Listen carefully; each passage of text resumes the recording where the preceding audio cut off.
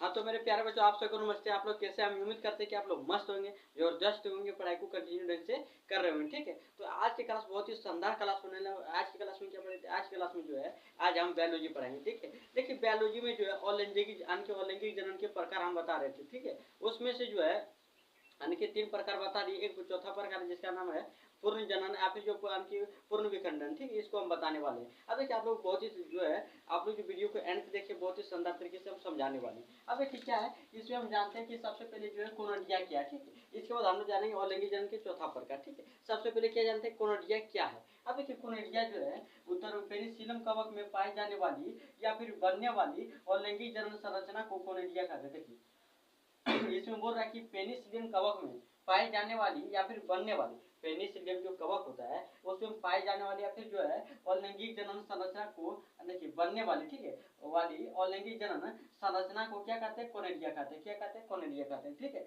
अब देखिए नोट में लिखिए कि कोनेडिया का निर्माण जो है बहिर्जात से होता है, यानी क्या होता है? बाहरी में होता है। ठीक है, बहिर्जात से होता है। और पेनिसिलियम कवक सबसे पहले किसने खोज किया? तो लिखा है कि पेनिसिलियम कवक सबसे पहले एल्केजेंडर फ्लेमिंग के द्वारा 1928 में खोजा गया था। पूछ सकते कि पेनिसिलियम का खोज किसने किया? तो एल्केजेंडर फ्लेमिंग ने खोज किया। और कब किया? तो 1928 ईस्वी में खोजा गया। ठीक है, देखिए इसमें लिखा है कि जो है के अलैंगिक जनन के चौथा प्रकार क्या है? अपखंडन या फिर पूर्ण जनन भी कहते हैं, इसको पुनरुद्भवन भी कहते हैं। ठीक है, तो हम लोग जानते हैं कि अपखंडन क्या है। क्या जाने कि अपखंडन क्या है या फिर पुनरुद्भवन क्या है। ठीक है, देखिए लिखेंगे कि इस प्रकार के जनन में जीवों का शरीर किसी कारणवश, देखिए इस प्रकार के जो जनन होता है इसमें क्या होता है, जो है जीवों का शरीर, ठीक है, जीवों का जो शरीर है किसी कारणवश दो भागों में विभक्त हो जाता है। ठीक है, दो या दो से अधिक भागों में बढ़ जाता है तथा प्रत्येक भाग अपने खोए हुए भागों को, जो प्रत्येक भाग है दो या दो से अधिक भागों में बढ़ जाता है। फिर जो प्रत्येक भाग क्या है, अपने खोए हुए भागों को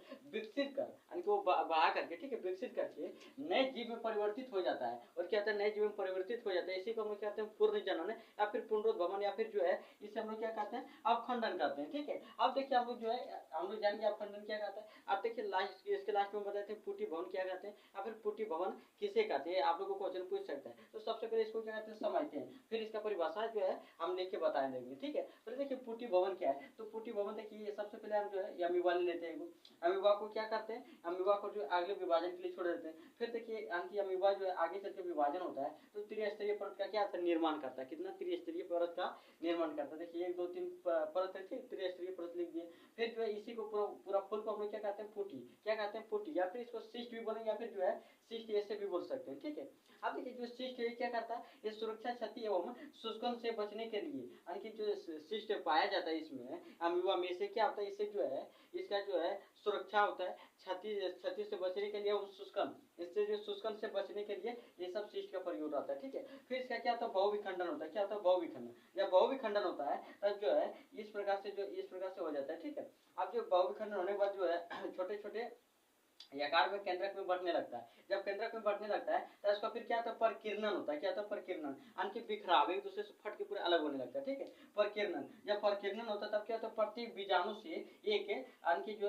सूर्यो, देखिए क्या लिखा है कि प्रति जीवाणु से एक नए जीव का निर्माण होता है। फिर प्रति जीव से क्या होता है? एक नए जीव का क्या होता है? निर्माण होने लगता है। ये देखिए यहाँ से जब बहुविखंडन होता है तब बीजाणु जन्म का, यानी बीजाणु जन्म होता है। ठीक है, इसे हम लोग क्या बोलते हैं? बीजाणु जन्म। अब बीजाणु जनन क्या होता है? यानी परकीर्णन होता है, बिखराव होता है। जब बिखराव होता है तब क्या होता है? तब जो है प्रत्येक बीजाणु से एक नए जीव का क्या होने लगता है? निर्माण होने लगता है। अब देखिए जो बीजाणु जनन है ये, इसको क्या बोलते हैं? सीडियोस्पोर, और इसको जो अमीबीय बीजाणु भी कहते हैं। इसको हम लोग क्या कहेंगे?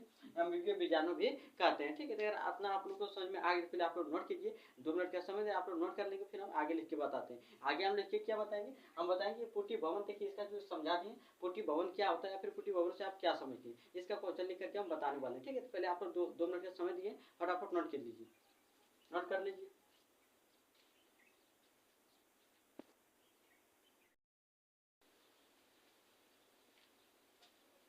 हाँ तो मेरे प्यारे बच्चों आप लोग नोट कर लिए होंगे। ठीक है, देखिए हम क्या बता रहे थे? हम जो बता रहे थे पुटी भवन, ठीक है, उसमें चित्र बना करके उसको बढ़िया से समझा दिए थे। हम जानते हैं कि जो पुटी भवन या फिर उसे बोलते हैं शिष्ट, पुटी भवन या फिर शिष्ट क्या है, इसको जो है दीर्घ उत्तरीय में भी पूछ सकता है या फिर जो है लघु उत्तरीय प्रश्न में भी पूछ सकता है। बहुत ही ज्यादा क्या महत्वपूर्ण है। ठीक है, तो हम लोग जानते हैं कि जो है पुटी या फिर सिस्ट क्या है? तो उत्तर में हम लोग लिखेंगे कि अमीबा प्रतिकूल, क्या लिखेंगे? अमीबा प्रतिकूल परिस्थितियों में अपने उत्पादों को, अमीबा जो है प्रतिकूल परिस्थितियों में अपने उत्पादों को संकुचित कर त्रिस्तरीय आवरण बना लेता है। इस संरचना को हम लोग क्या कहते हैं? सिस्ट कहते हैं। जब वो त्रिस्तरीय आवरण बना लेता है उसी को हम लोग क्या करेंगे?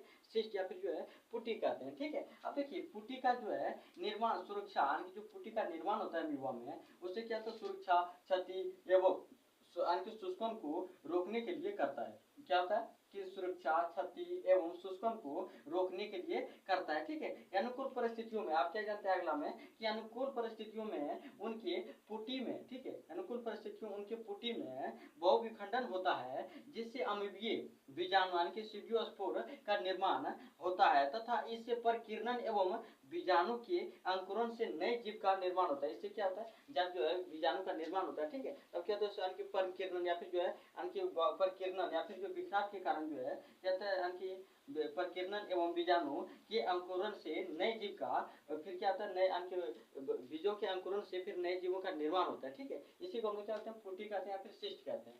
ठीक है, अब आगे जानते हैं कि काय प्रवर्धन क्या है या फिर काय की जो है प्रवर्धन किसे कहते हैं। ठीक है, ऐसे प्रश्न आप लोग को एग्जाम में पूछा जा सकता है। तो देखिए काय प्रवर्धन क्या है? तो पादपों के काय भाग जैसे जड़, तना, पत्ती इत्यादि से जो है नए पादपों की निर्माण की प्रक्रिया, इससे जो है नए पादप निर्माण की प्रक्रिया को हम लोग क्या कहेंगे?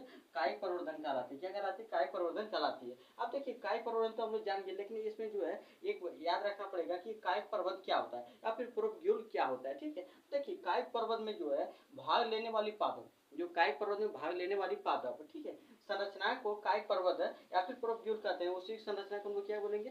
काय पर्वत या फिर प्रोपग्यूल कहते हैं। ठीक है, प्रोपग्यूल कहलाती है। उदाहरण के लिए क्या है? जड़, क्या हो गया? जड़, ठीक है, या फिर जो इसी को हम लोग मूल भी कहते हैं। फिर देखिए क्या है? तना, क्या है? तना जिसको बोलते हैं स्टेम। फिर देखिए क्या है? लिप जिसको बोलते हैं पत्ती। ये सब क्या करता है? ये सब जो है काय प्रवर्धन में भाग लेता है। ठीक है, तो अगर आज की क्लास में इतने रहने देते हैं। अगर आप लोग को ये वीडियो पसंद आए तो आप लोग जो है लाइक कीजिएगा, चैनल को सब्सक्राइब नहीं किया तो सब्सक्राइब कीजिएगा और बहुत ज़्यादा शेयर कीजिए ताकि और भी बच्चे इसमें आकर के फ्री में पढ़ाई कर सके। ठीक है, तो फिर मिलते हैं हम अगले वीडियो में। और जो है एक वीडियो बनाने में बहुत ज़्यादा मेहनत लगता है, इसलिए आप लोग जरूर से जरूर सब्सक्राइब कर लीजिएगा। फिर मिलते हैं अगले वीडियो में।